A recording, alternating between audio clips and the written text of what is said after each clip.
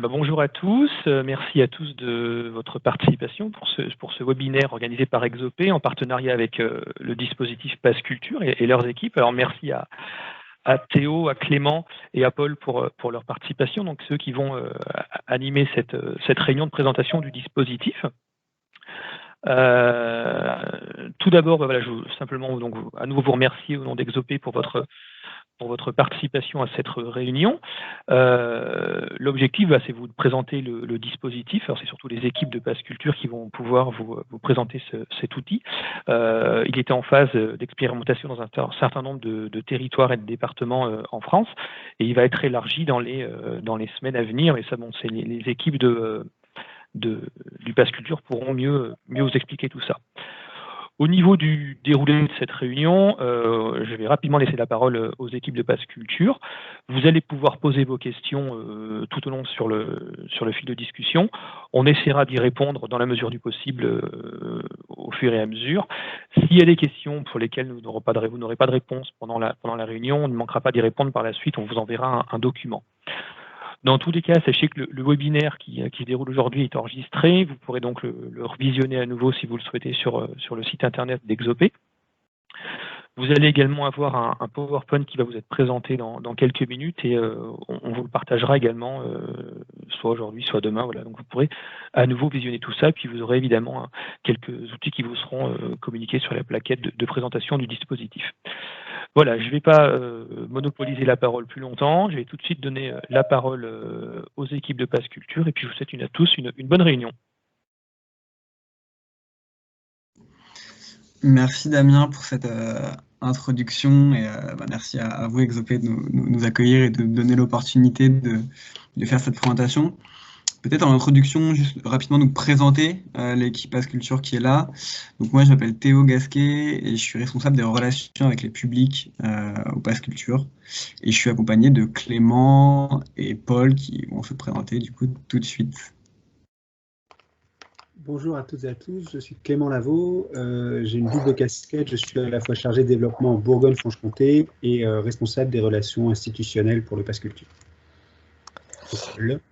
Bonjour, je suis Paul Lorca, je suis en stage au Pass depuis maintenant 2 mois et je travaille directement avec Théo sur les questions des publics. Merci, du coup je vais vous partager mon écran.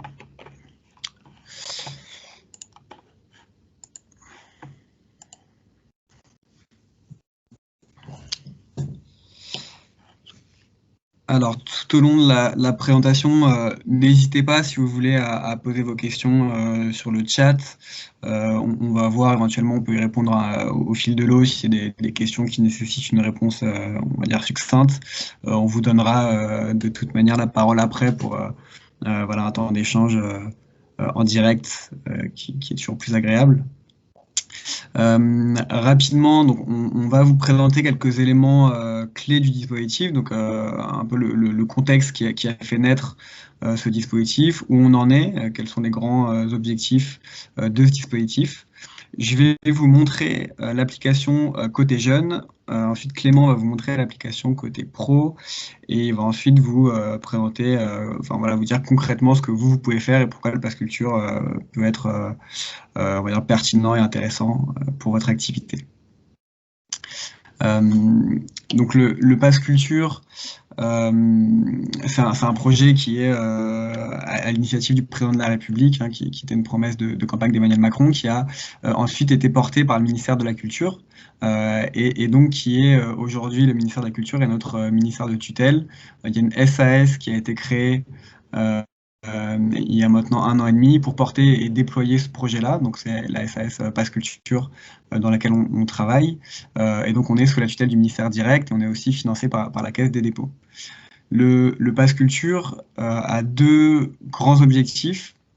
Donc le premier objectif et l'objectif, on va dire, principal et fondateur du Pass Culture, c'est bien de renforcer, de diversifier les pratiques culturelles des jeunes majeurs. Et on a un deuxième objectif vis-à-vis des acteurs culturels, qui est de leur mettre à disposition une plateforme pour valoriser toutes leurs propositions et pour faciliter leur lien avec ce public jeune, donc qu'on va toucher via l'application et le dispositif Pass Culture. Donc le Pass Culture, concrètement c'est une application qui est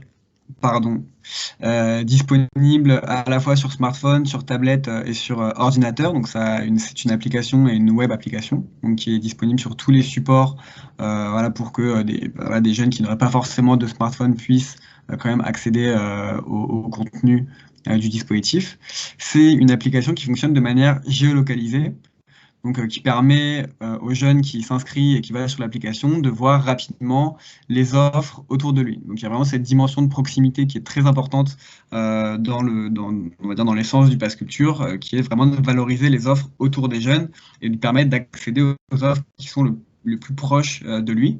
Et donc, un dispositif qui est destiné aux jeunes de 18 ans, quel que soit leur statut. Donc, il n'y a pas de conditions pour accéder au Pass Culture autre que l'âge. Donc, aujourd'hui, le dispositif est ouvert aux jeunes qui ont 18 ans, donc qui peuvent s'inscrire à partir de leurs 18 ans jusqu'à leurs 19 ans, ils peuvent s'inscrire sur le Pass Culture. Et une fois qu'ils sont inscrits, ils ont 2 ans pour utiliser le crédit de 300 € qui leur est accordé sur l'application. Donc concrètement, si les jeunes s'inscrivent la veille de ses 19 ans, par exemple, il pourra utiliser le Pass Culture jusqu'à la veille de ses 21 ans. Il y a vraiment cette fenêtre d'inscription qui dure 1 an entre les 18 et les 19 ans, même s'il y a après une utilisation possible pendant 24 mois. C'est parfois une petite... c'est pas hyper clair pour tout le monde, mais voilà, on a ce système-là de fonctionnement. Donc c'est un crédit, c'est une notation qui est créditée sur l'application, donc qui va permettre aux jeunes de réserver les offres qui lui sont proposées sur l'application Pass Culture, et donc il va pouvoir réserver à partir de son application des offres qui sont autour de lui, mais également sur tous les territoires. Donc si le jeune se déplace en vacances, il déménage pour aller étudier ou autre, il pourra accéder à toutes les offres, peu importe où il se trouve. Donc on a vocation à répertorier, on va dire de manière assez exhaustive, les offres culturelles, qu'elles soient gratuites ou payantes. Donc on a aussi à peu près 15 à 20% d'offres gratuites sur le Pass Culture. Et on a donc quand même vocation à valoriser sur le Pass Culture des offres qui sont pensées et sélectionnées pour les jeunes. Donc l'idée c'est qu'il y ait vraiment des offres qui leur correspondent et qui soient adaptées à ces publics. Comme Damien le disait, comme vous devez le savoir, c'est un dispositif qui était en expérimentation donc depuis l'année 2019. Il a été lancé initialement en février 2019 dans 5 départements, puis il a été étendu à 14 départements à l'été 2019, donc ça fait un peu moins de 2 ans qu'il est maintenant expérimenté. Donc du coup, pendant ces 2 années, on était vraiment ouvert et seulement les jeunes qui habitaient dans ces départements pouvaient être éligibles au dispositif. On avait sélectionné donc des départements qui étaient assez divers dans leur réalité sociale, géographique, en termes de densité d'offres culturelles, pour en fait avoir assez d'enseignements et pour avoir une représentativité assez conséquente de l'ensemble des territoires. Ce qui nous permet donc maintenant de nous avancer vers la généralisation, qui devrait intervenir maintenant très prochainement. Donc, elle a été conditionnée à la réouverture des lieux culturels, qui, donc, vous le savez, réouvre le 19. On attend toujours la date officielle de généralisation du Pass Culture, mais vraisemblablement, ce sera autour de cette date-là. Évidemment, on vous le communiquera donc via Exop lorsqu'on aura la date précise. En tout cas, maintenant, c'est une histoire de jours, si on veut. Alors, quelles offres sont éligibles au Pass Culture? On ambitionne d'avoir, on va dire,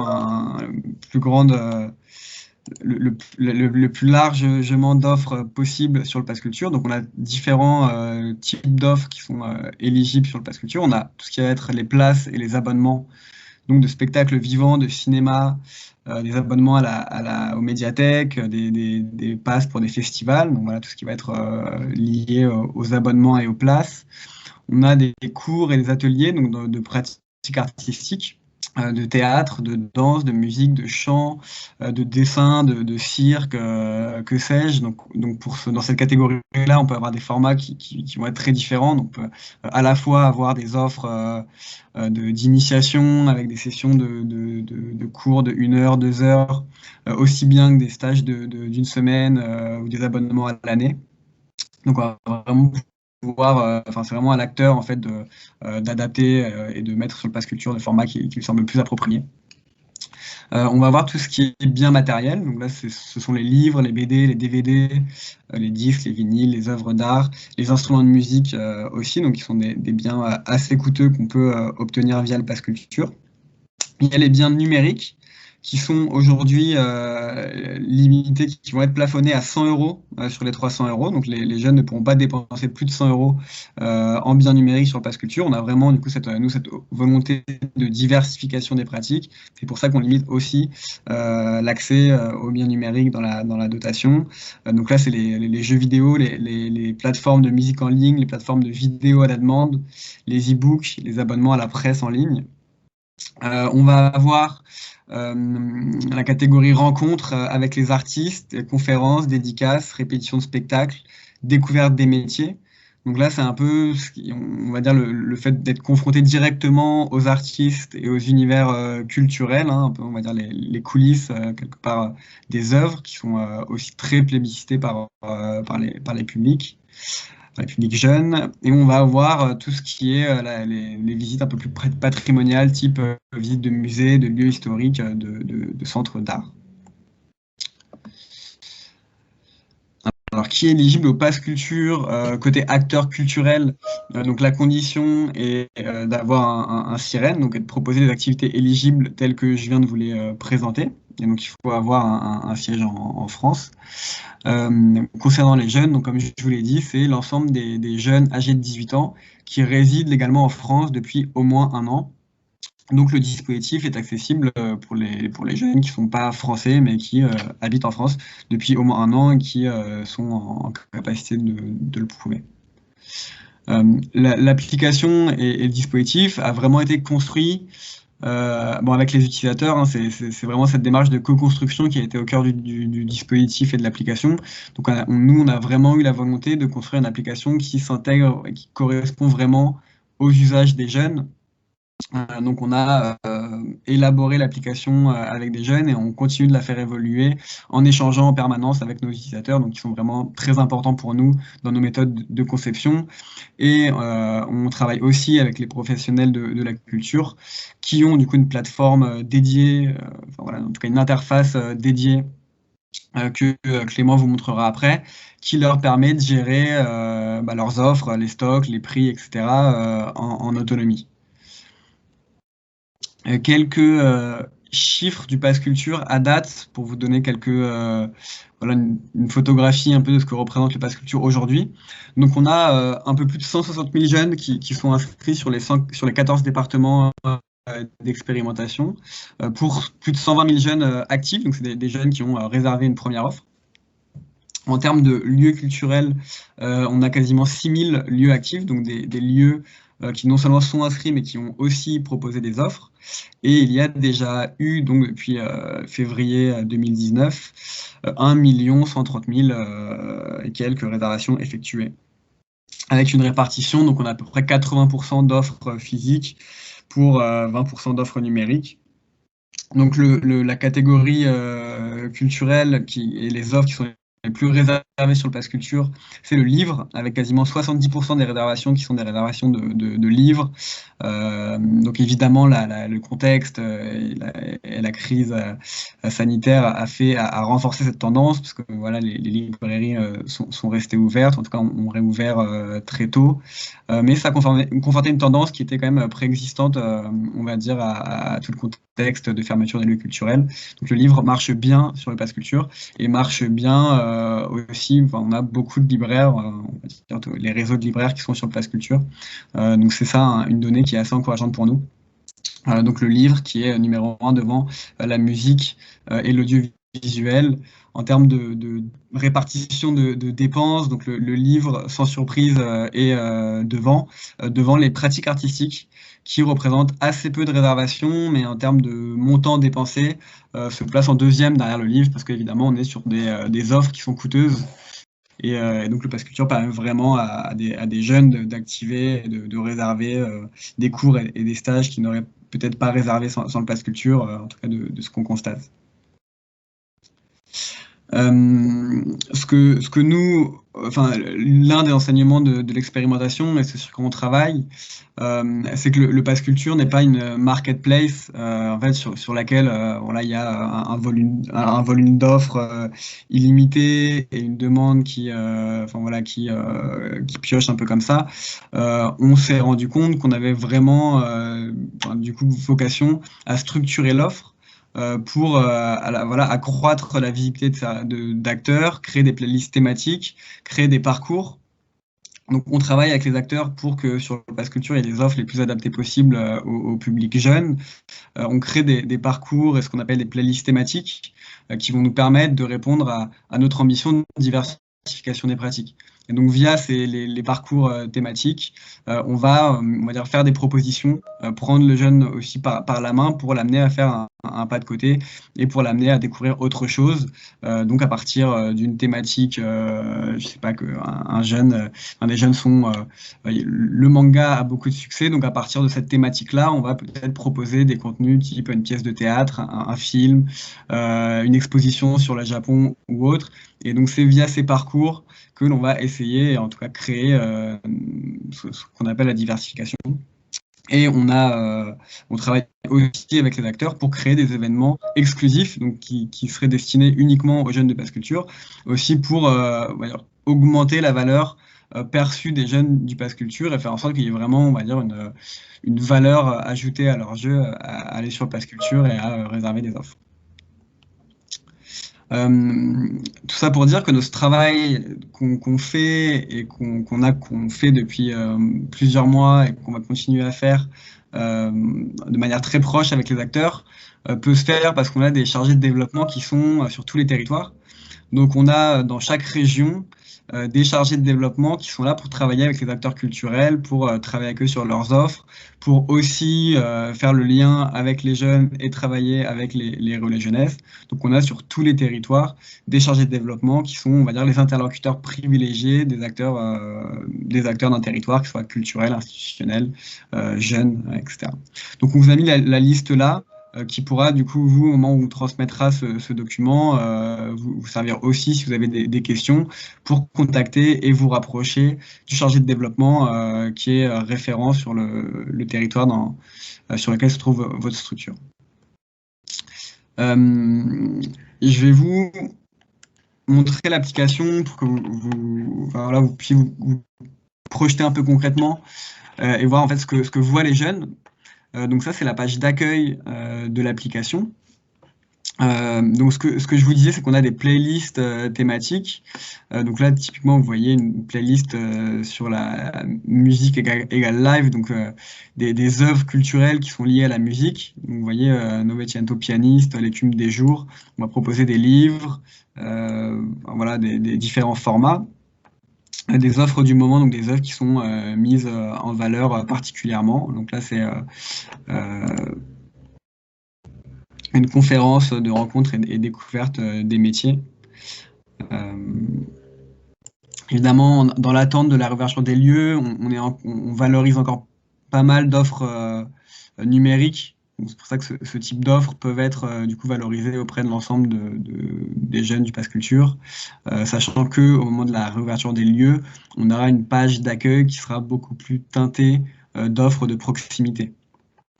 Donc là, je pense que j'ai quand même des offres qui sont géolocalisées autour de moi. Donc là, on me propose un cours de chant dans le 15e, par exemple. Juste pour vous montrer comment fonctionne une annonce. Donc on a le titre de l'annonce, on a le prix. Donc moi j'ai 0 € sur mon Pass Culture. On voit le prix que coûte donc l'offre. On a donc la catégorie qui est décrite ici avec l'intervenant. On a une petite description qui est faite, donc que l'acteur, que vous pouvez faire, donc qui a vraiment l'acteur culturel à la main là-dessus, avec une date ou le lieu. Donc je peux aussi voir après comment y aller. Ça me met directement une carte pour voir comment m'y rendre. Avec donc les modalités de retrait. Donc voilà, qui sont détaillées ici. Donc si je veux la réserver, je clique sur réserver. Hop, on valide. Et bon, moi je peux pas parce que c'est un compte de démonstration, mais vous avez compris. Donc là, on est sur des offres qui me sont proposées sur la page d'accueil. Je peux aussi choisir, par exemple, de chercher de la danse. Bon, on va rester vague, de la danse autour de moi. Et donc voilà, je vais pouvoir avoir différentes propositions. Donc vous voyez, comme je vous le disais, des formats qui sont assez différents. Donc là, par exemple, à partir de 16 €, je pense qu'il y a plusieurs formats. On a une carte ici de 10 cours, par exemple à 115 €. On a ici, donc je pense, c'est des abonnements à l'année de 200 €. Donc là, on est sur les pratiques artistiques. Je peux chercher un livre. Bon, on va pas tout faire, mais pour vous montrer rapidement, notamment le système de géolocalisation. Donc là, je vais voir en fait la librairie qui propose le livre le plus proche de chez moi. Donc voilà, je vois que j'ai à 200 mètres une librairie qui propose le Petit Prince. Et donc en cliquant, je le réserve. Et donc concrètement, une fois que j'ai réservé, je reçois donc un code, une contre-marque que je montre au libraire avec ma carte d'identité, et le libraire n'a plus qu'à me donner mon livre. Et du coup, c'est aussi simple que ça côté jeune. Ce que je ne vous ai pas dit, et peut-être qu'on peut trouver une offre qui peut l'illustrer. Je crois qu'il y a peut-être des cinémas qui... Donc il y a déjà des cinémas qui ont commencé à remettre leur programmation. Donc là, je vois le Brady. Et donc il y a la possibilité, en tant qu'acteur culturel, de proposer des offres duo. C'est-à-dire que le jeune peut inviter une autre personne, d'ailleurs, qu'il soit jeune ou pas, qu'il ait le pass culture ou pas, donc sans condition d'âge. Donc ça, c'est vraiment à la discrétion de l'acteur de proposer des offres duo s'il a envie de le faire. Et ce qui permet aux jeunes, en fait, c'est pour lever on va dire un autre frein, qui est que les jeunes n'allaient pas vers certaines activités tout seuls. Et du coup, l'offre duo permet vraiment de renforcer le caractère collectif de la pratique. Donc là, vous voyez, il y a un calendrier, donc je peux choisir ma date sur le calendrier, et j'ai l'option ou pas de réserver une offre duo, et du coup, de manière automatique, ça va doubler le coût de l'offre culturelle pour moi, pour le jeune. Donc je vous ai montré la page d'accueil, je vous ai montré la recherche. Il y a ici donc l'onglet où on retrouve les réservations qu'on a faites. Il y a aussi la possibilité de mettre les offres en favoris, ce qui nous permet de retrouver là des offres qui nous ont intéressés et qu'on voudrait réserver plus tard. Et donc le jeune a aussi sa page profil où il voit donc le crédit qui lui reste au global, le crédit qui lui reste dans la répartition biens physiques et biens numériques, vu que les biens numériques sont limités. Et une page sur laquelle il peut aussi gérer ses informations personnelles, son mot de passe, ce genre de choses. Voilà. Je pense que je vous ai tout dit sur l'application. Peut-être sur l'inscription, et je me remets en plein écran. Du coup, l'inscription, c'est une inscription qui se fait en fait à partir de la carte d'identité du jeune, ou donc il peut soit scanner, soit prendre une photo de sa carte d'identité. Et c'est une inscription qui se fait assez facilement en 3 clics. On a un système de vérification, et le jeune reçoit normalement très rapidement, bon, ça peut prendre jusqu'à 24 heures, mais dans des cas très rares, donc il reçoit très rapidement une activation de son compte. Ça, je vous ai déjà montré. Et pour finir, donc peut-être vous dire que nous, à travers l'application, on entend travailler à l'ensemble des freins d'accès aux offres culturelles que rencontrent les jeunes de 18 ans. Donc le frein financier est le premier frein pour les jeunes de cet âge-là. Donc c'est pour ça que le crédit de 300 € est destiné à faciliter leur accès aux offres culturelles. Mais on le sait tous, c'est pas le seul frein, évidemment. Il y a des freins liés à la méconnaissance de l'offre. Et donc le pass culture est vraiment un outil d'information, puisque c'est un outil qui permet sur la même application, à partir du même endroit, de retrouver l'ensemble des offres autour de soi. Il y a souvent l'impression que c'est pas pour moi, donc la culture c'est pas pour moi. Sur le pass culture, en tout cas, on travaille pour avoir des offres pensées et sélectionnées pour les jeunes de 18 ans, donc des offres qui sont vraiment voilà, adaptées à eux et dans lesquelles ils se reconnaissent. La question de l'accessibilité et des offres qui sont autour d'eux, donc c'est une application qui est géolocalisée, donc il y a vraiment cette dimension d'offres de proximité. Et il y a parfois la méconnaissance des codes de réservation, donc ne pas savoir comment faire pour réserver un livre ou autre. Et nous, on travaille vraiment du coup sur l'application et en termes de fonctionnalité pour avoir une application qui soit simple de réservation, pour que le jeune soit vraiment autonome sur ses réservations et ses on va dire, parcours d'accès à toutes les offres culturelles. Voilà, maintenant j'ai laissé Clément vous présenter dans un premier temps l'application côté professionnel. Alors, Peut-être. ce que je vous propose peut-être, c'est de répondre peut-être à quelques questions, parce qu'on en a quelques-unes. Moi, je les ai relevées. Il y en a une première qui nous demandait si ça allait être élargi dans tous les départements et à quelle date. Donc ça, je crois que Paul y a répondu. Donc oui, ça va être élargi et la date, elle sera communiquée dès que vous l'aurez. Et en tout cas, vous serez parmi les premiers à le savoir, parce que dès que Pass Culture nous informera de cette date, on vous transmettra évidemment cette information. On a eu une question sur les 160 000 jeunes qui se sont inscrits, donc ça c'est le résultat effectif, mais combien de jeunes ont été recensés dans ces régions test en fait? Alors, sur les 14 départements, l'INSEE recense 150 000 jeunes par génération. Du coup, là on est sur pas tout à fait de génération encore, enfin voilà, comme on était sur 5 départements au début, puis 9 à partir de juin. On est presque, voilà, donc on est sur un taux de pénétration global autour de 60%, quelque chose comme ça. D'accord. Après, on a une autre question. Est-ce qu'il est possible d'utiliser sans choisir des biens numériques en utilisant un seul type d'offre? Alors, Claire, du coup, je les retransmets comme ça. Le palier pour les offres numériques, c'est un montant maximum d'utilisation pour les offres numériques, c'est pour limiter cette utilisation-là, mais il n'y a pas de montant minimal d'utilisation des offres numériques, on peut dépenser 0 en offres numériques sans problème. Et on peut ne pas du tout utiliser son pass en offre numérique. Par contre, c'est au choix du jeune.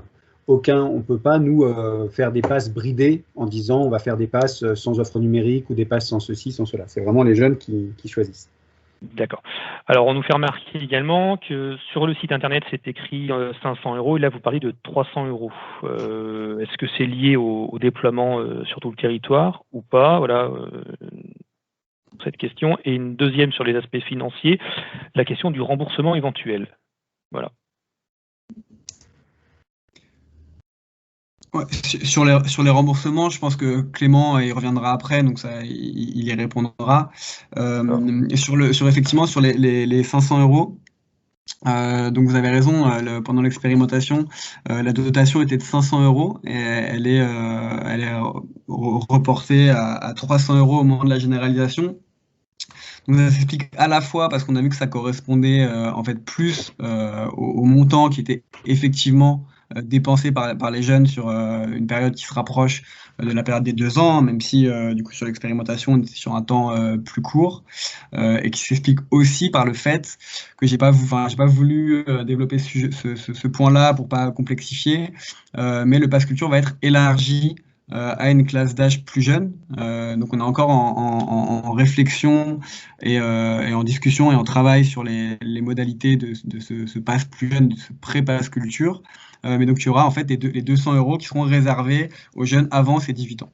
Voilà, on ne va pas complexifier parce qu'on vous en informera en temps voulu. C'est un travail qu'on fait aussi enfin, voilà, avec les différents ministères. C'est un élargissement de l'âge des bénéficiaires qui a été acté, mais dont les modalités sont encore en train d'être définies. D'accord. Après, on a quelques questions, mais je pense, à mon avis, que Clément va y répondre dans la deuxième partie. Il en reste deux que j'ai pu recenser. On a une question sur la limite d'âge, donc 18-19 ans, mais là, on vient d'y répondre. Et la seconde, c'est pour un jeune étranger, est-ce que la carte de séjour sera valable s'il a droit au dispositif? Oui. C'est un document qui est accepté, effectivement, pour les jeunes étrangers. La règle dans les textes, c'est il faut avoir résidé légalement en France depuis plus d'1 an. Enfin, 1 an ou plus. Voilà. Ok. Voilà. Je pense qu'on peut s'arrêter sur les questions parce qu'après toutes les autres sont plus liées, à mon avis, à des questions liées à vos partenaires prestataires. Donc, à mon avis, bon nombre vont avoir leur réponse dans quelques instants. Ouais, je vois juste une. Ouais. Vas-y. Non, je vois juste une question. L'application peut-elle être utilisée par n'importe qui, quel que soit l'âge? C'est une bonne question parce que c'était pas le cas jusqu'à présent, où si on n'avait pas 18 ans, on pouvait pas s'inscrire, on va dire pénétrer sur l'application et voir son contenu. Et l'application va être disponible. Donc, on va avoir une application native qui va être disponible sur tous les stores et donc ouverte à tout le monde. Et ça devrait être le cas à la fin de la semaine ou en début de semaine prochaine, où donc n'importe qui, quel que soit son âge, pourra aller sur l'application. Donc n'aura pas de dotation, mais pourra en tout cas voir les offres sur l'application et dans certains cas être dirigé directement vers les billetteries des offres en question. D'accord. Et alors, on a encore une question du coup qui vient d'arriver sur l'âge. Une fois qu'un jeune a passé ses 19 ans et qu'il lui reste un peu de crédit, alors pas comme toi Théo, parce que j'ai vu qu'il n'y avait plus rien sur ton accès, mais voilà, est-ce qu'après 19 ans, ils ont encore accès au budget qui pourrait rester potentiellement? Ouais, alors ce que je disais, c'est qu'il y a 24 mois possibles pour l'utilisation de son crédit. Donc la date, les 18 ans, donc de 18 à 19 ans, c'est vraiment le moment où on peut s'inscrire, mais une fois qu'on est inscrit, on a 24 mois pour dépenser son pass culture. Donc ce que je disais, c'est que même si on s'inscrit à 19 ans moins un jour, on peut dépenser son pass culture jusqu'à 21 ans moins un jour. Très bien. Il y a une dernière question sur la formation BAFA, mais on va la garder pour la fin, elle est assez intéressante. Je pense que Clément peut prendre la parole pour la suite, et puis voilà, on continue de noter vos questions, et de toute façon, on y répondra. Si ce n'est pas aujourd'hui, on le fera par mail, par correspondance dans la foulée, il n'y a pas de souci. Voilà, Clément, tu peux continuer. Alors, hop, je vais partager mon écran. Tac. Est-ce que vous voyez mon écran? Oui, c'est tout bon, on voit ton écran. Super. Donc, le portail, ce qu'on appelle nous le portail pro, le portail PC Pro, donc pour Pass Culture Pro, c'est son petit nom.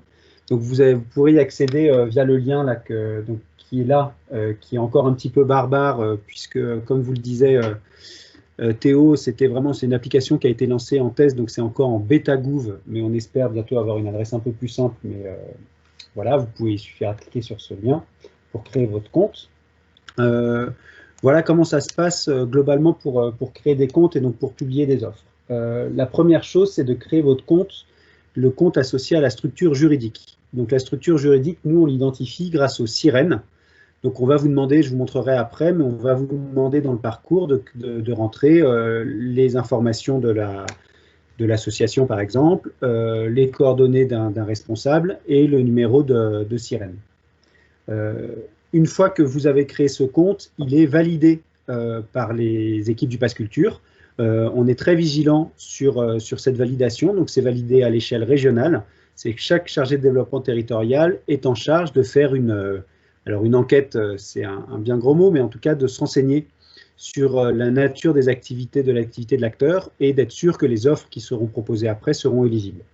Cette vérification est importante pour nous parce qu'on valide l'inscription des structures, mais on ne valide pas après, il n'y a pas de modération avant l'inscription des offres. Et on le verra après, vous avez après toute liberté pour créer vos offres. On les surveille et on regarde régulièrement si les offres sont bien éligibles, mais c'est une surveillance a posteriori de la création. Il n'y a pas de validation à chaque fois que vous créez une offre. Une fois que vous avez créé votre lieu, donc le lieu correspondant à votre structure, correspondant à votre structure juridique, vous allez pouvoir créer tous les lieux que vous voulez. Donc soit c'est des lieux que vous gérez directement, prenons l'exemple du CRL10 à Paris, qui est une association gestionnaire de 4 centres d'animation dans le 10e arrondissement. Cette association va créer dans un premier temps la structure CRL10, et ensuite va créer chacun des lieux, donc l'espace GMAP, centre d'animation Château-Landon, espace Jean Verdier, centre d'animation de la Grange-aux-Belles. Et ensuite, chacun de ces lieux, on va pouvoir rattacher des offres à chacun de ces lieux. Donc par exemple, l'activité cirque pour la Grange-aux-Belles, les cours de dessin de l'espace Château-Landon, voilà. Une fois que toutes ces activités sont créées, donc vous avez vraiment la main sur le message que vous voulez faire passer à travers la création de l'activité. On y reviendra après, mais ce qui est important, c'est vraiment d'avoir des activités qui correspondent à ce public-là, alors qui est un public large, hein, c'est 18-20 ans, donc c'est-à-dire qu'il y a une grande diversité, et c'est pas ni d'infantiliser ce public, ni de le prendre pour plus bête ou plus je sais pas quoi, mais c'est vraiment d'avoir des offres qui correspondent à cette tranche d'âge-là, et de les présenter de manière à ce que ça puisse leur donner envie de venir. Et ensuite, une fois que les offres sont créées, à chaque réservation faite par un des jeunes, vous allez recevoir un mail avec cette inscription, et vous allez pouvoir suivre toutes ces inscriptions via cet outil PC Pro. Quand le jeune va se présenter, il va se présenter avec son application Pass Culture et il va vous présenter une contre-marque qui est un code alphanumérique à 6 caractères que vous allez pouvoir rentrer. On verra tout ça après, sans rentrer vraiment dans le détail parce que sans vous inonder d'informations tout de suite, mais c'est via la validation de cette contre-marque dans le portail professionnel que vous allez pouvoir, que nous on va après directement vous rembourser. À partir du moment où la contre-marque est validée, on estime que la transaction a été faite, que le jeune a pu bénéficier du bien ou du service auquel il voulait participer, et donc on vous rembourse automatiquement. Une fois, et donc vous êtes remboursé, on verra après pareil les seuils de remboursement, mais en gros, entre 0 et 20 000 euros de chiffre d'affaires fait sur le Pass Culture par an, par établissement, c'est un remboursement à 100%, et ça devient dégressif à partir de 20 000 euros. On va passer directement sur l'application, comme ça je vais vous montrer à quoi ça ressemble. Donc, quand vous allez vouloir créer un compte, donc vous allez sur cette adresse pro.passculture.beta.gouv.fr et vous allez sur créer un compte. Vous rentrez un mail, vous inventez un mot de passe, votre nom, votre prénom, un numéro de téléphone sur lequel on peut le joindre, et donc comme je le disais, le sirène de la structure. À partir du moment où vous créez le sirène, nous on retrouve la structure via l'API sirène de l'INSEE et vous êtes amené à créer votre compte. Donc moi j'ai déjà un compte. Forcément ça ne marche pas. Attendez, hop.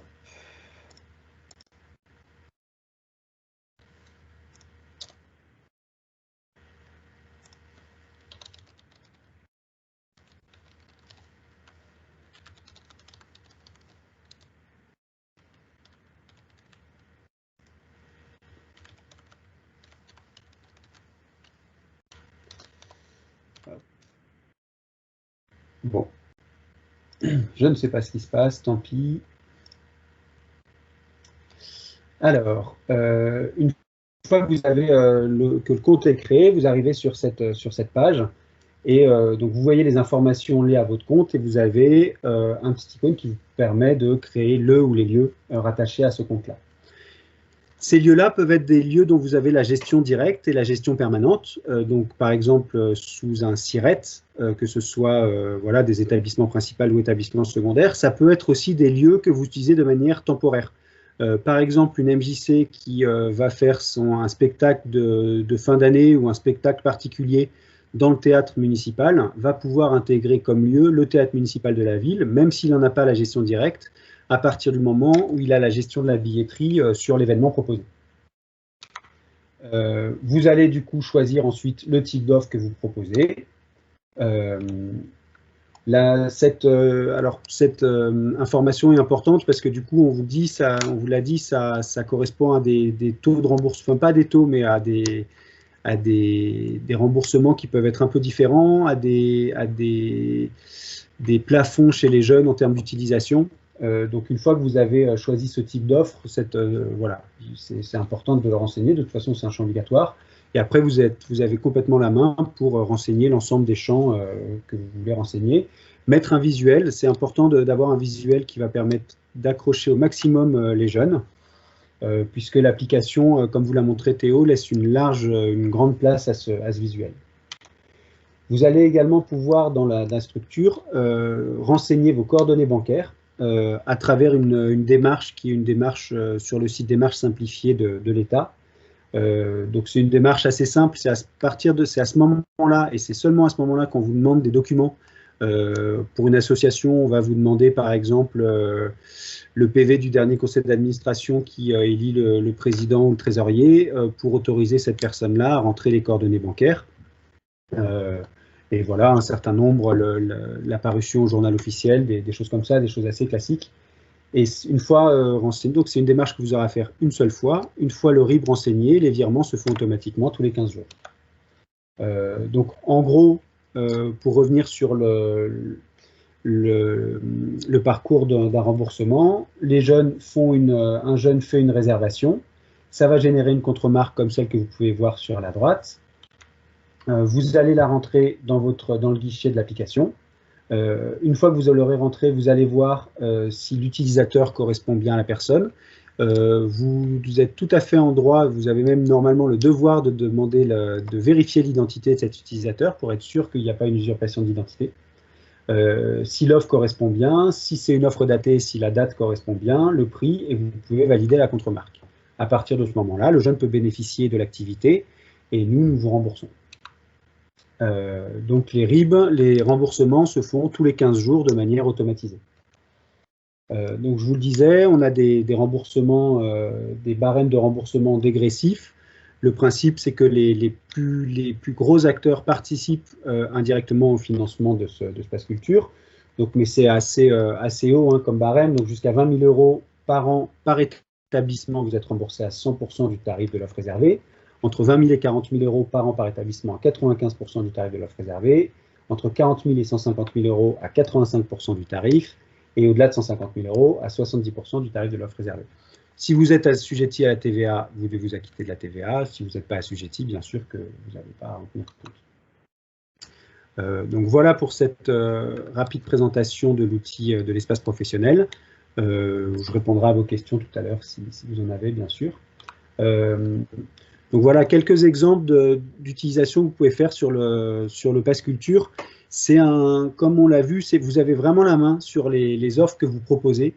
Et c'est important de voir ce dispositif comme un dispositif du ministère de la Culture, mais qui, et c'est pas tous les jours quand même, s'adresse à un panel d'acteurs très très large, puisqu'il s'adresse aux acteurs directs de la culture, aux acteurs habituels de la culture, mais également à l'ensemble du secteur de l'animation socioculturelle, à l'ensemble du secteur de l'éducation populaire, à l'ensemble du secteur associatif même en général, à partir du moment où ces acteurs proposent des offres. Donc vraiment, le Pass Culture, c'est un outil d'État, c'est une nouvelle politique d'État, c'est un nouveau droit pour les jeunes de 18 ans à l'échelle nationale et qui, vous, acteurs culturels, du coup, vous permet de mettre en avant votre action culturelle auprès du plus grand nombre. Et alors, c'est un peu un effet collatéral bénéfique, mais ça permet aussi, en proposant ces activités, ces actions sur le Pass Culture, qui est un dispositif vraiment porté et très suivi par le ministère de la Culture et par toutes les DRAC en région. Chaque chargé de développement territorial est en lien très très régulier toutes les semaines, voire tous les jours en ce moment avec les DRAC, de valoriser votre action en tant que vraiment action artistique et culturelle en tant que telle, et du coup de le valoriser auprès du ministère de la Culture via les DRAC. Et c'est bien sûr, et c'est avant tout, un outil de communication qui vous permet de toucher de nouveaux publics, qui vous permet de toucher les jeunes de 18 ans. Alors on s'adresse à un public qui n'est pas évident, et je le sais très bien en tant qu'ancien directeur d'MJC, hein, on parle des jeunes de 18 à 20 ans non captifs, on va dire, en tout cas qui ne sont pas dans des groupes ou qui ne sont pas, dans des groupes scolaires et tout ça. Donc on sait que ce n'est pas un public évident à toucher sur les actions en général, mais voilà, cet outil qui vraiment leur est adressé spécifiquement à cette ambition-là. Donc, ce que vous allez pouvoir mettre sur le pass, bien sûr, c'est l'ensemble de vos propositions de pratiques artistiques, donc tous les cours qui sont dans le périmètre déterminé par Théo tout à l'heure, donc les cours de danse, les cours de musique, les cours de théâtre, les cours de peinture, les cours de photo, etc. C'est à vous de déterminer quelles politiques tarifaires vous voulez mettre en place sur le pass et qu'est-ce que vous voulez que le jeune puisse prendre en charge. C'est-à-dire, vous pouvez décider que vous décidez que le Pass Culture pourra prendre en charge 50 € des inscriptions, 100 €, 150 €, ou alors que c'est un peu à la carte et que chaque jeune pourra vous dire moi j'ai envie de mettre 75 € sur le Pass. Donc dans ces cas-là, il faudra créer l'offre en direct. Voilà, c'est quelque chose qui se fait facilement pour être au plus près de la demande du jeune. Vous allez bien sûr aussi pouvoir mettre en avant toute votre programmation artistique.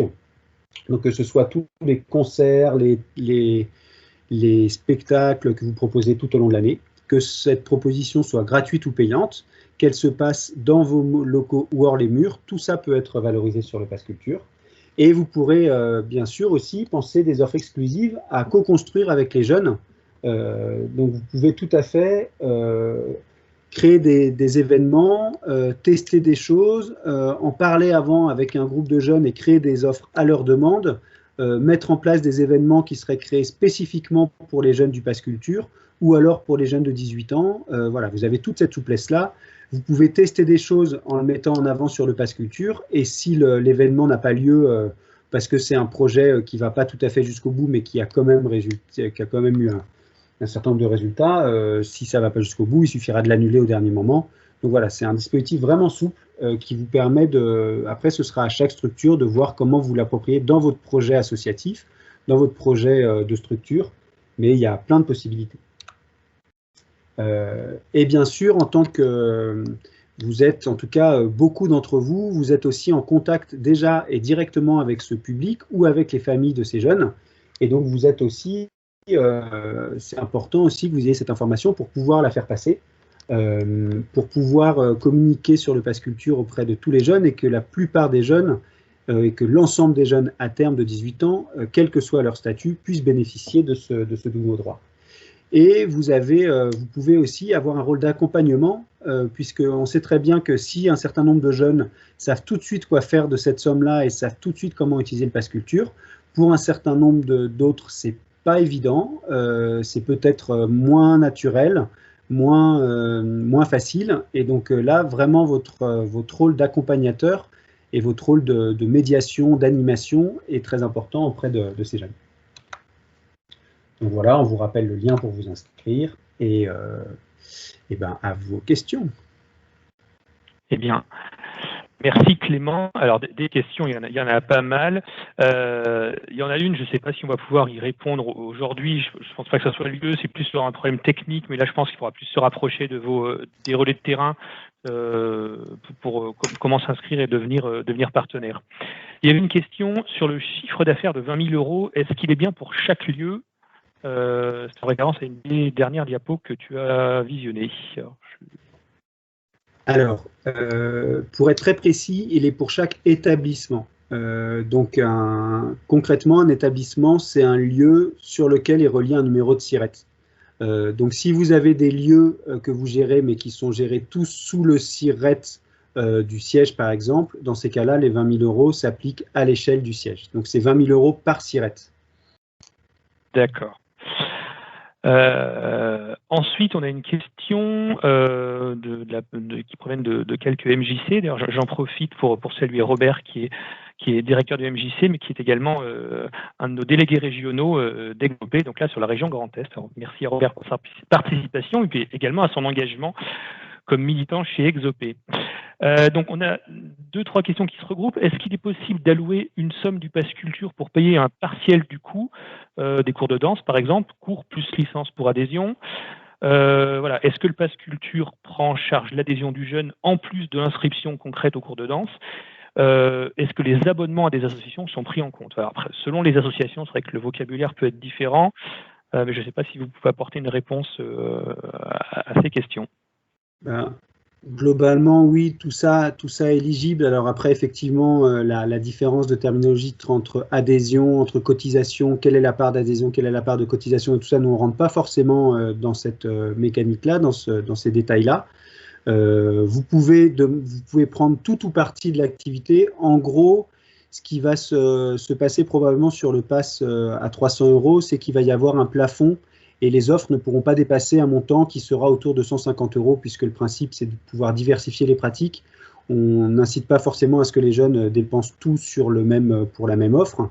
Donc en gros, jusqu'à 150 €, sentez-vous libre, soit ça correspond à la globalité du prix d'une activité, soit c'est un coût partiel. Vous pouvez aussi décider que vous mettez, que les jeunes peuvent utiliser 100 € pour vos activités. C'est vraiment vous qui avez la main là-dessus, donc ça peut prendre tout ou partie de la somme. Le plus simple, alors là c'est un peu technique, mais le plus simple c'est de le considérer vraiment comme un moyen de paiement, et du coup qu'il puisse être, il peut y avoir une partie payée par le pass culture et une partie payée en chèque, espèces, caramel, comme vous voulez. Ok. Après, on a une question. Qui peut proposer des offres sur l'application en tant que manifestation littéraire jeunesse? Peut-on être référencé dans le catalogue? Les escape games et les locations de jeux et de jouets sont-ils pris en compte? Est-ce qu'on peut communiquer sur des activités ponctuelles à destination des jeunes sur l'application? Exemple, des stages de 2 jours. Moi, je poserais plutôt la question, qui ne peut pas rentrer dans le dispositif? Parce que finalement, on s'aperçoit que c'est quand même très très large. Donc, c'est peut-être plutôt dans ce sens-là qu'il faut l'avoir. Alors, qu'est-ce qui ne peut pas rentrer? Toutes les activités sportives ne peuvent pas rentrer. On est assez souple, on ne rentre pas les arts martiaux, par exemple, ne peuvent pas rentrer. On ne rentre pas dans le débat de savoir si la capoeira est de la danse ou un art martial. Vous pouvez mettre les cours de capoeira. Voilà, donc après, il y a une certaine acceptation un petit peu large, mais en gros, tout ce qui va être bien-être, sport et tout ça n'est pas éligible forcément au pass culture. Dans ce qui a été présenté là dans les exemples, les jeux et jouets, en tout cas en biens physiques, ne sont pas éligibles. Après, c'est possible de mettre en avant les manifestations. Par contre, les escape games, eux, le sont. Et en particulier, les escape games portés par des acteurs culturels, mais globalement, les escape games le sont. Et après, tous les événements, qu'ils soient ponctuels, qu'ils soient réguliers, tout ça est intégré. Très bien. Et j'avais une question sur le BAFA. C'est une question qu'on a posée notamment sur les stages d'approfondissement BAFA qui serait sur une thématique culturelle, donc par exemple le cirque. Donc on n'a pas encore la réponse. On est en train de creuser le sujet pour voir si ce type d'offres sont éligibles. Donc en tout cas, il y a une réflexion qui est en cours là-dessus. Bon, il y a plein de réflexions en cours sur le BAFA en ce moment d'une manière générale. Mais c'est bien en tout cas de savoir qu'il y a une réflexion pour peut-être l'intégrer, en tout cas partiellement, dans le dispositif. Une autre question, quelle est la marche à suivre pour être dans le catalogue, mais désactiver la réservation? Je pense notamment à des cours de danse avec cours d'essai gratuits pour valider le niveau de l'élève avant son inscription, ou encore pour garantir la jauge des cours. Protocole sanitaire actuel. Alors,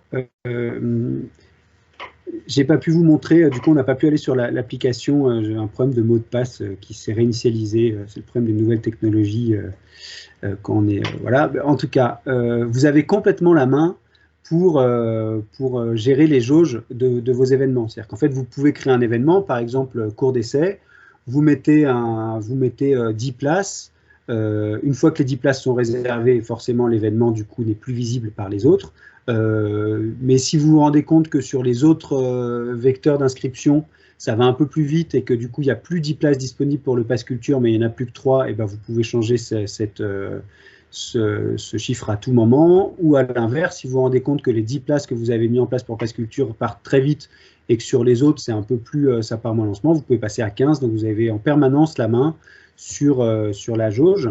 De la même manière, sur les événements datés, vous pouvez choisir jusqu'à quel moment les jeunes peuvent réserver.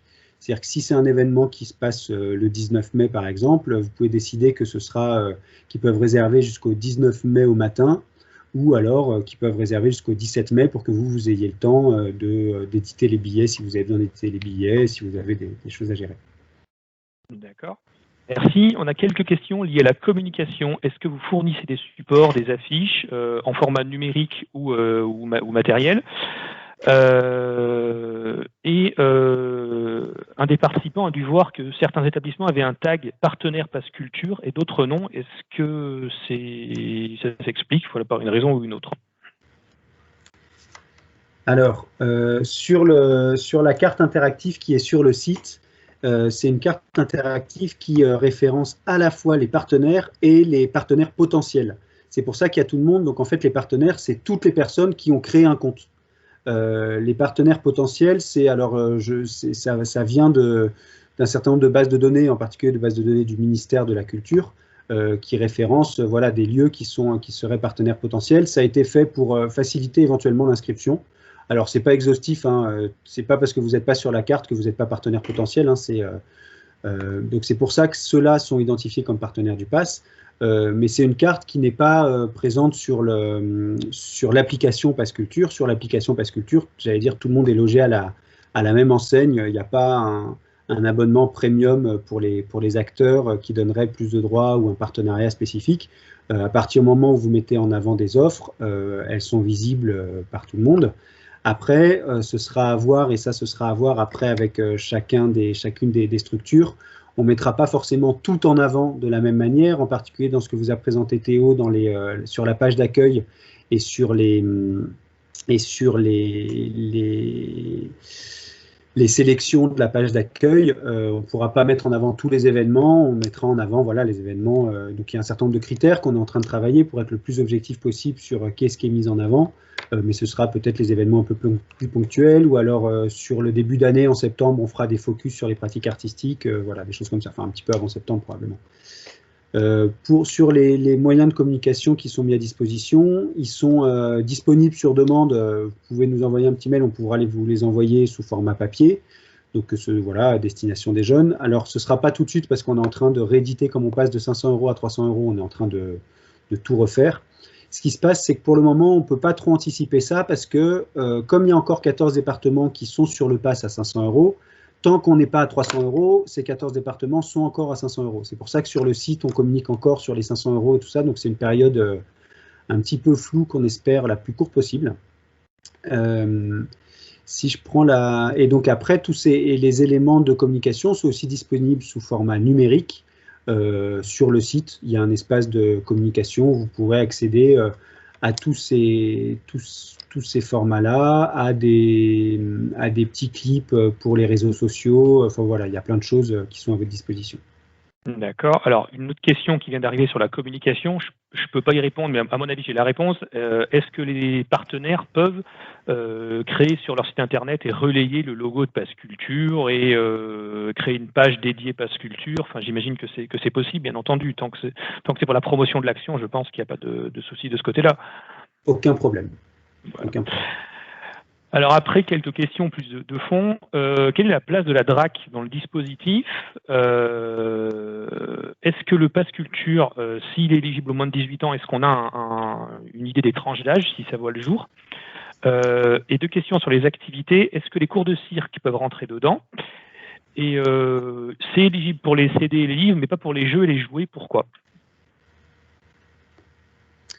Alors, quelle est la place de la DRAC? Commençons par celle-là. Donc, ça a été un dispositif, ça a eu plusieurs, pour vous refaire un peu l'historique du Pass Culture. Donc, c'est un dispositif qui, au début, était porté via Betagouv directement par le ministère de la Culture et par le ministère de la Culture. Donc, l'équipe on était rue de Valois et on était rattaché directement au cabinet du ministre. Ça s'est passé pendant 6 mois. Et en fait, ensuite, il y a eu le choix d'une création d'une SAS pour un certain nombre de raisons, mais la raison principale, c'était que, comme vous l'avez vu, on fait des virements tous les 15 jours. Et bien, quand un virement part tous les 15 jours directement du ministère de la Culture, il part, mais il n'arrive pas. En tout cas, il n'arrive pas dans le délai annoncé au niveau des acteurs culturels. C'est-à-dire qu'il passe par toutes les méandres de la DGFiP et de Bercy et tout ça. Et donc, ils ne sont pas habitués à avoir une telle fréquence de paiement. C'est plutôt sur des subventions annuelles ou 2 fois par an. Et donc, ça ne marchait pas du tout. Et donc, c'est pour ça qu'il y a eu le choix. Entre autres, après, c'est aussi des raisons un moment peut-être d'un cofinancement du pass, peut-être par des fondations ou par d'autres personnes. Mais pour le moment, ce n'est pas le cas du tout. C'est vraiment pour des raisons très techniques. Du coup, c'est une SAS qui est très, très en lien avec le ministère de la Culture. Donc, ce qui se passe, c'est qu'il y a un copil avec... on est sous la nouvelle délégation de Noël Corbin, qui est la délégation au territoire et à la démocratie culturelle. Donc, on a des rendez-vous toutes les semaines avec lui. Et chacun des chargés de développement territorial est en lien très étroit avec la DRAC de la région. Donc, c'est des échanges. Donc, pour le moment, on est tous et toutes plutôt en télétravail. Mais en temps normal, on a soit un bureau à la DRAC, soit un bureau de passage où on y est minimum 1 fois par semaine. Et donc, on est en lien avec tous les services de la DRAC. C'est vraiment une action transversale, pilotée par les DRAC. On fait partie des réformes prioritaires de l'État. Donc, les préfets, on a des comptes à rendre tous les mois à chacun des préfets de département. Donc, voilà, c'est une politique d'État très, très suivie, et qui est effectivement portée par une SAS, mais qui est une SAS de droit privé, mais complètement public.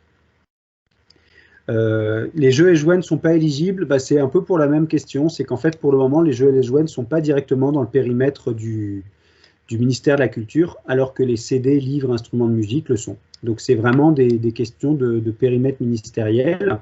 Peut-être que c'est des choses qui vont être amenées à évoluer, et qu'effectivement, sur l'acceptation de plus en plus large qui est faite par les droits culturels notamment, c'est des périmètres qui peuvent évoluer dans les jours ou semaines ou mois à venir. Les cours de cirque, bien sûr, sont éligibles pour la même question. Le cirque est depuis 1983 géré par le ministère de la Culture, puisqu'avant il était géré par le ministère de l'Agriculture, puisque les animaux prédominaient sur les arts. Mais voilà, donc maintenant, comme le cirque est dans le périmètre de la culture, les offres sont éligibles. Ok. Je crois que ça a répondu aux questions. Il y en a une où il y a un lien.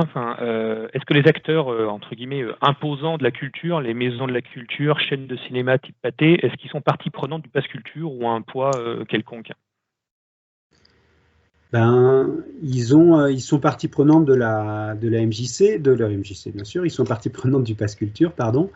C'est des acteurs principalement les acteurs labellisés, par exemple. Forcément, les DRAC ont une attention particulière, et en ce moment, le ministère est très attentif à ce qu'ils soient partie prenante et intégrés au pass culture.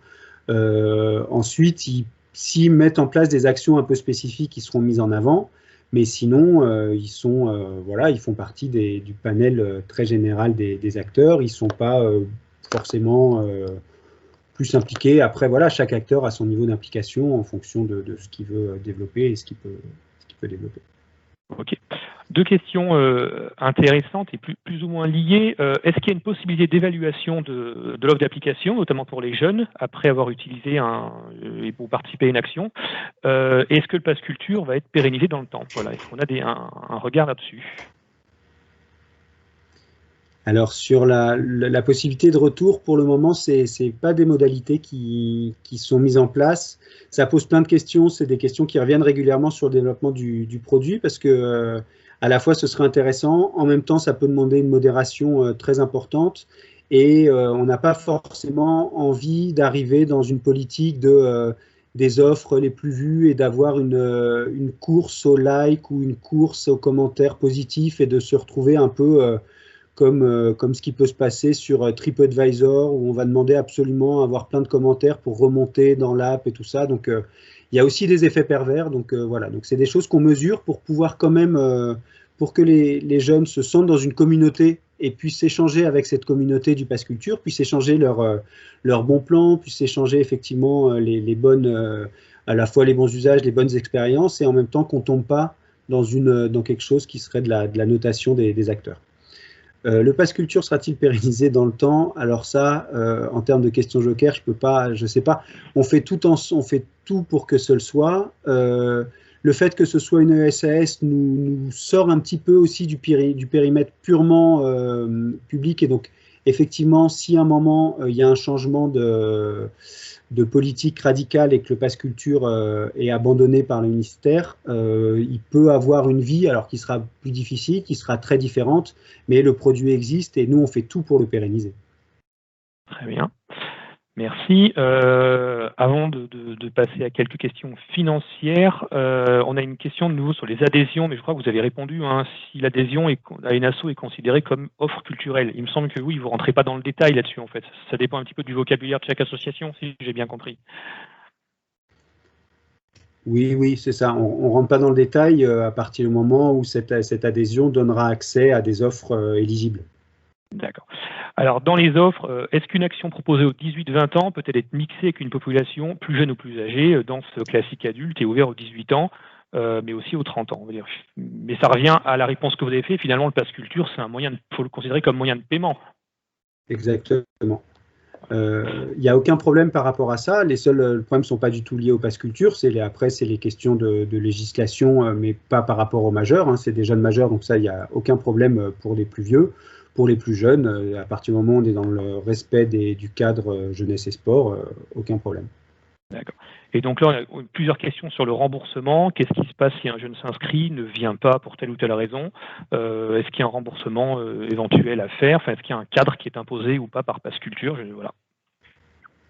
Alors, ça va dépendre un peu du type d'offre. Sur un événement type concert, le jeune ne vient pas, et ben il vient pas, tant pis pour lui, il a réservé sa place, l'acteur. Nous, on considère que c'est une place du coup qui lui a été réservée, et donc l'acteur est remboursé, et donc le jeune le crédit du jeune est retiré. Ce qui va se passer pour les offres type cours. Par exemple, un jeune qui va prendre 150 € sur son pass culture pour s'inscrire à un cours de danse à l'année.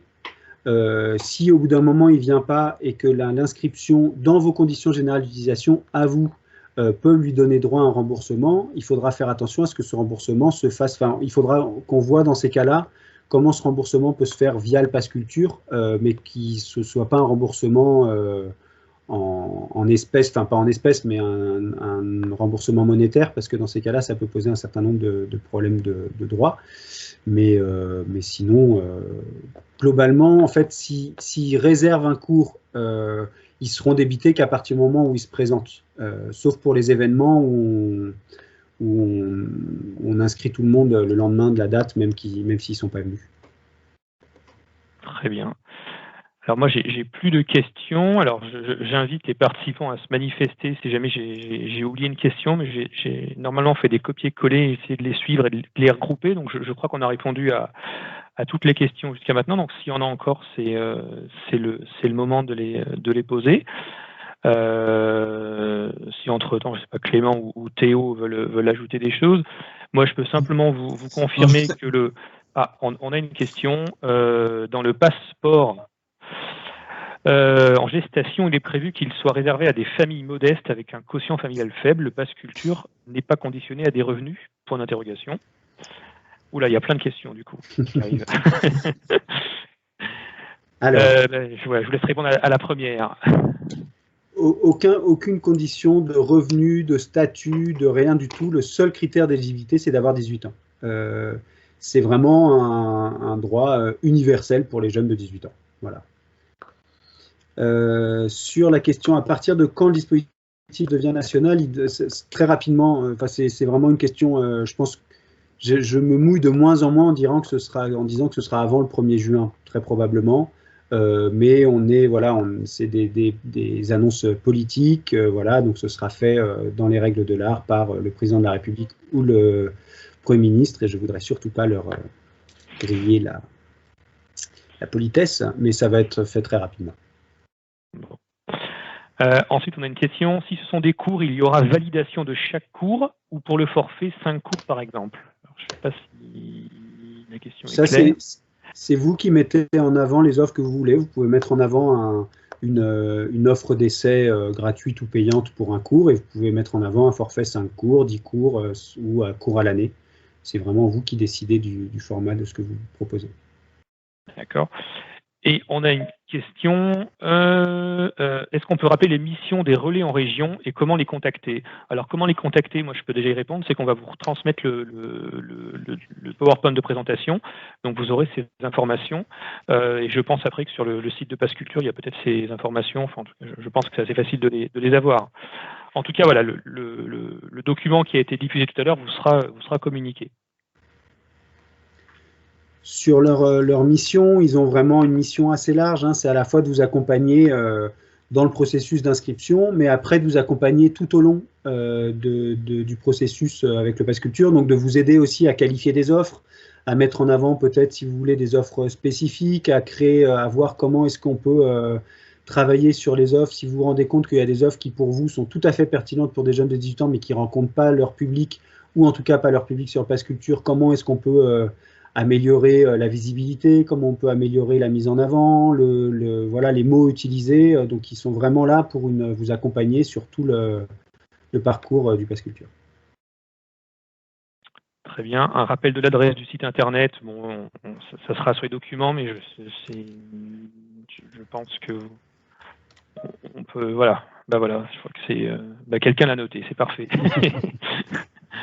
Voilà, vous répondez entre participants, donc c'est encore plus les équipes de Pass Culture n'ont plus rien à faire. Voilà, écoutez, je ne sais pas si vous avez d'autres questions. En tout cas, nous, on a été ravis d'organiser cet événement en partenariat avec les équipes de Pass Culture, Clément et Théo. Voilà, on va vous transmettre le PowerPoint dans quelques jours. On a repris toutes les questions. On vérifiera que je les transmettrai aux équipes pour qu'on puisse y répondre. En tout cas, vérifier que ces éléments sont dans les documents qu'ils vont nous transmettre. Et puis, dès que Pass Culture aura l'aval du président sur la date d'élargissement du dispositif, nous la transmettrons et évidemment, on la communiquera à l'ensemble des adhérents et puis vous, entre guillemets, en priorité, parce que vous avez participé au webi. Donc voilà, j'ai vos mails en direct et on vous informera de cet élargissement au niveau national, évidemment. Voilà, je ne sais pas si c'est tout bon pour vous. J'ai l'impression qu'il n'y a plus de questions. On a quelques merci, que c'était clair. Donc, a priori, vous avez bien présenté votre dispositif, Clément et Théo. Merci à tous les deux. Merci à tous les trois, également à Paul, pardon, qui a également suivi le chat avec moi. Bonne fin d'après-midi à tous. Et puis, voilà, rendez-vous sur www.exop.org pour des informations si vous en avez besoin, qu'elles soient juridiques ou autres. Merci à tous et très bonne fin de journée. Merci Damien, merci à tous. Merci beaucoup. Merci à tous.